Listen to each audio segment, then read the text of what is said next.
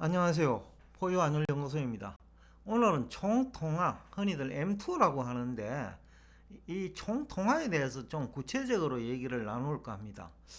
왜 이 주제를 선정했느냐 하면요. 제가 방송 활동을 한 지 한 45일 정도 되는데 초반에 한 30일 동안은 제가 자료 준비한다고 정신없이 시간이 갔고, 그 다음에 한 15일 동안은 유튜브 공간에서 활동하시는 유명한 패널들 있잖아요. 공영방송이나 그 다음에 81어머니 3프로TV에 나오시는 분들 중심으로 어떤 얘기를 하는지 들어보다가 제가 뭐 어떻게 보면 충격을 받을 정도로 이분들의 화폐 관련 지식이 없다라는 것을 확인했어요.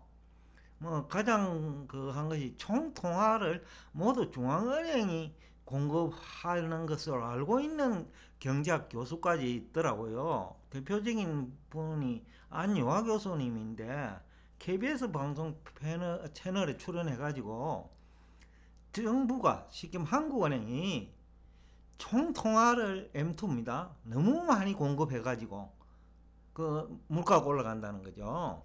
그러니까 한국은행이 물가 상승의 주범이라는 이 얘기를 하는 거예요. 그러면서 또 하시는 말씀이 여러분들은 돈을 그대로 가지고 있으면 크게 손해를 본다는 거죠. 물가 상승 때문에.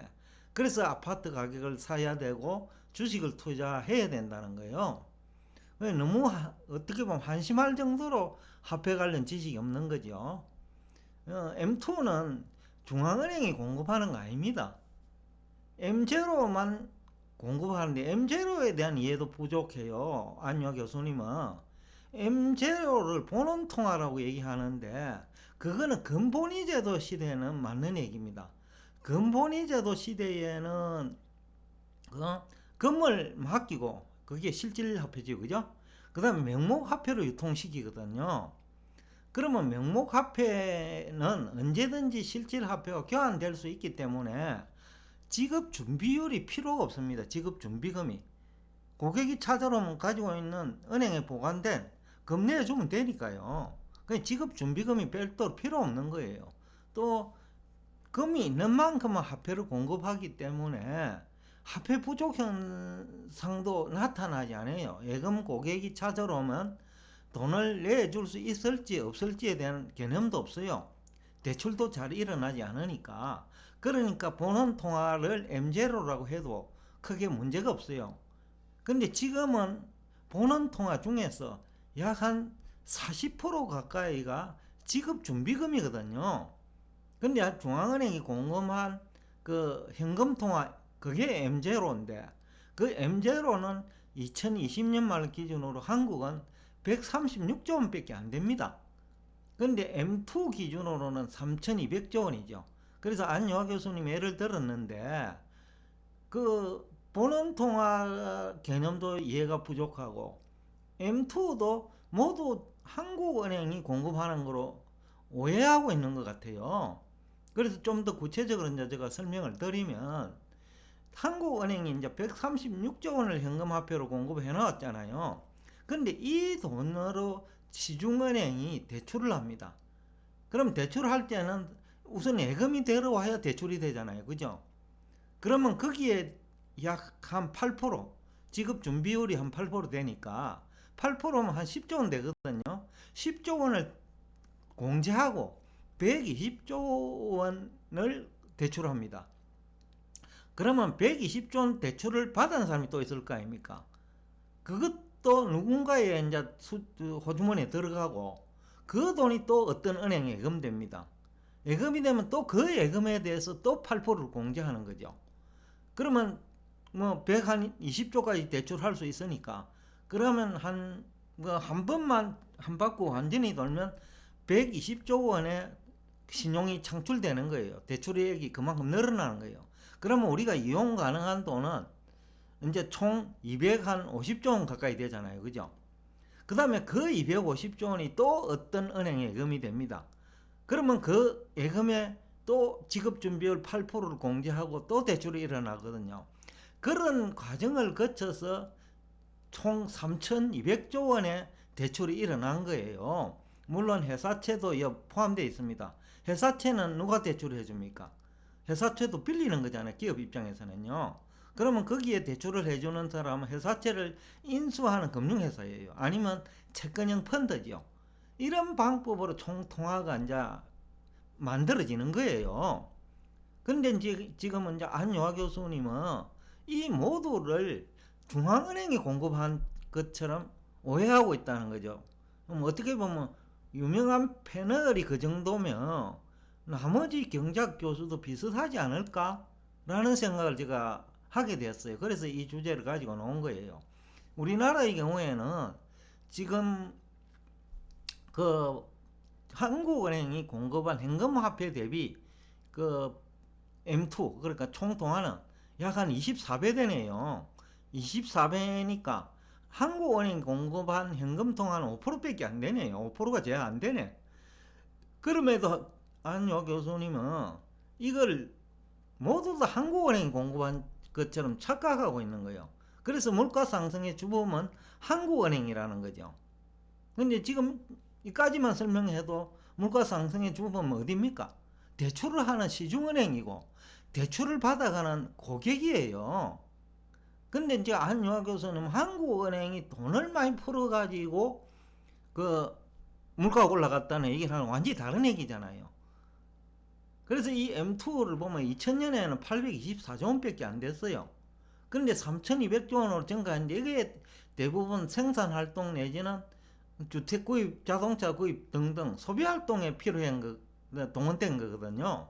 그러니까 대출을 통해서 다 증가한 돈이에요. 근데 일본은 이 돈이 20년 동안 그 M2가 그 1015조 원의 엔입니다. 1015조 엔에서 2020년 말에 1517조 엔이니까 한 48% 증가했네요. 한국의 4분의 1도 증가 안 했네요. 그죠? 40%고 하니까 한 8분의 1 증가했네요. 근데 일본은 그만큼 이제 대출이 작다라는 겁니다. 근데 한국은 대출을 통해서 주택 사고, 자동차 사고 하는 정도가 심하다는 거죠. 그러니까 물가 상승의 주범은 한국은행이 아니고 중앙은행이 아니고 그 시중은행하고 대출 고객이라는 얘기를 지금 하고 있는 거예요. 그래서 M2 구성을 제가 한번 확인을 해봤어요.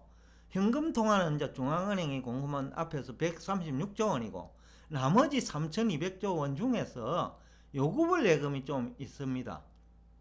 요구불 예금이 뭐냐 하면 대부분은 이제 은행 대출을 통해서 창출된 통화예요. 그래서 좀 더 구체적으로 하면 그 뭐 언제든지 찾을 수 있는 돈을 요구불 예금이라 하거든요. 그거 하고 또 제2금융권에서 자산 운용하는 역할을 하거든요. 그래서 MMF가 있고 그 다음에 금융채도 여러 기관에서 인수를 해가 가지고 있잖아요. 뭐 그 연기금도 가지고 있고 그 다음에 뭐 정권에서도 금융채를 가지고 있고 펀드에서도 들어가 있고 그래서 2년 이내에 만기가 나면 금융채도 이제 M2에 포함시키고 있어요.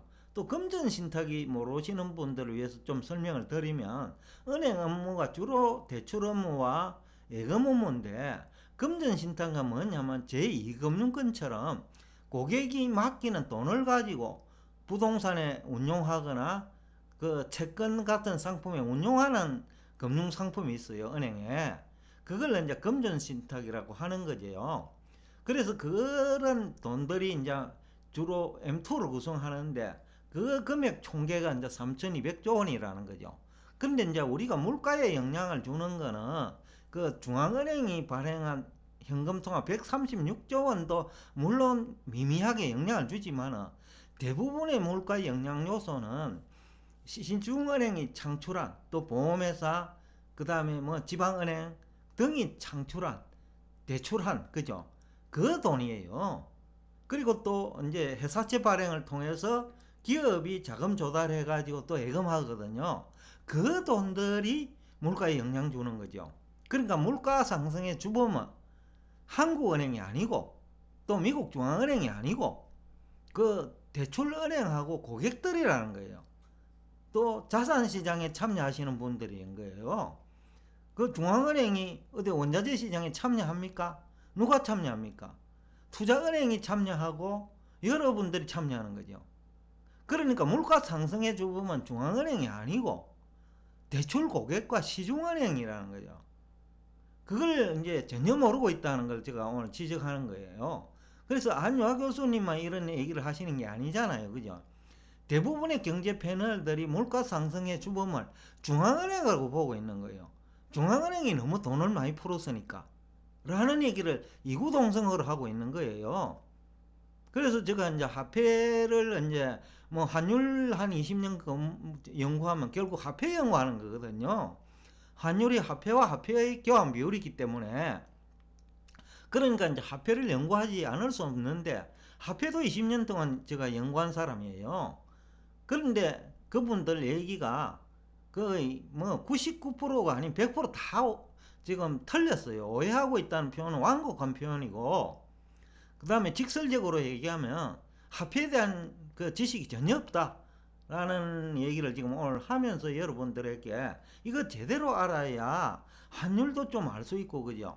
금리 결정 메커니즘도 알 수 있고, 원자재 가격이 어떤 과정을 거쳐서 상승하고, 또 물가 상승의 주범이 원자재인지 그냥 인플레이션이라는 얘기하고는 다르다는 얘기죠. 원자재 투자자들이 또 투자은행이란 말이에요. 그러니까 물가 상승의 주범은 은행이에요. 은행, 투자은행.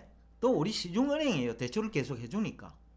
근데 그걸 자꾸 중앙은행에서 책임을 떠넘기고 있으니 제가 안타까워가지고 오늘 이 주제를 가지고 나왔습니다. 그래서 제가 소비자 물가 지수 또 20년 동안 한번 봤어요. 그 2015년이 기준연도인데 100.0인데 그 2000년에는 66.7밖에 안 됐어요. 2020년에는 105.4니까 20년 동안 겨우 한 58% 상승하니까 연 한 2% 상승했네요. 복리로 얘기를 하면 전년 대비 하니까 복리 개념이거든요. 근데 일본은 같은 기간에 102.6에서 105.5로 20년 동안 2.7% 상승한 거죠.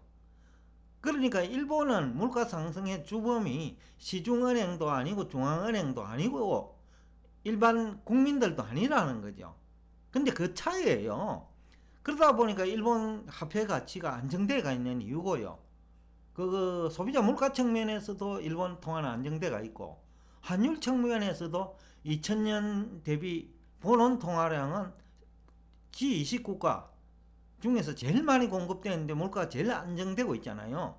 결국 시중은행하고 고객이 물가 상승을 유도하지 않는다는 얘기예요.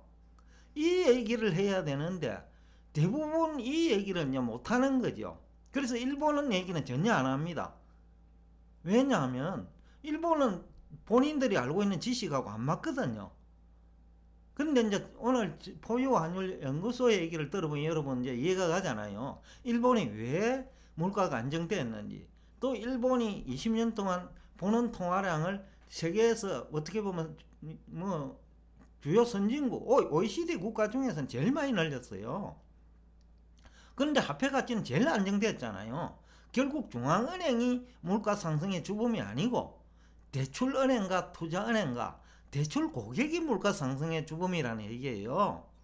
그 얘기를 아무도 얘기하지 않아가지고 제가 오늘 안타까워가지고 이 주제를 가지고 나왔습니다. 여러분 이제 이해가 제대로 됐을 거예요. 그러니까 여러분들이 이제 그 지식이 있어야 누가 어떤 얘기를 할 때 판단을 할 수 있거든요. 그래야 외환시장이나 주식시장이나 또 금리시장이나 원자재 시장에 효과적으로 대응할 수 있다는 취지에서 오늘 이 주제를 가지고 나왔습니다. 오늘도 끝까지 경청해 주셔서 대단히 감사합니다.